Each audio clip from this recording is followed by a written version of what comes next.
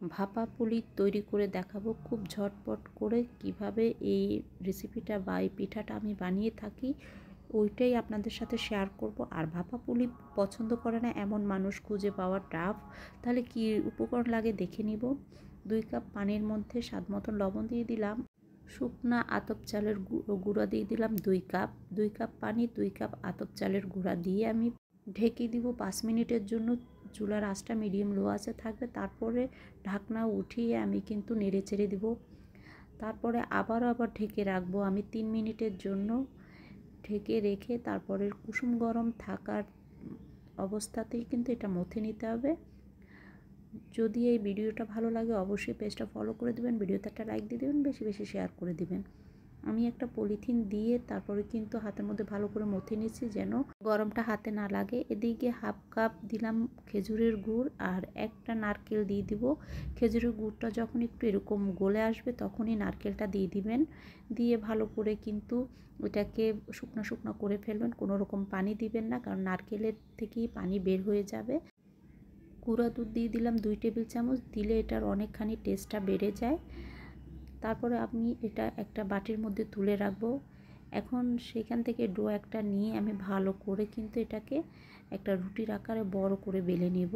আসলে এভাবে বানালে কিন্তু পিঠাগুলোও সুন্দর হয়। এরকম কুকি কাটার দিয়ে তারপরে কিন্তু কেটে নেবেন। এই যে দেখেন আমি যেভাবে কেটে নিচ্ছি।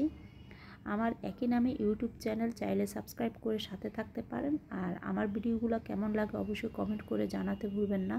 আমি সবগুলো কেটে নিয়েছি, এভাবে করে নিলে খুব তাড়াতাড়ি হয়। এখন সেইখানে নারকেলের পুরটা দিয়ে দিব, দিয়ে তারপরে কিন্তু এভাবে মুখটা বন্ধ করে দিব, চেপে চেপে পাতলা করে ফেলবেন। তারপরে হাত দিয়ে এভাবে বোটে দিলেই কিন্তু খুব সুন্দর একটা ডিজাইন হয়ে যায়।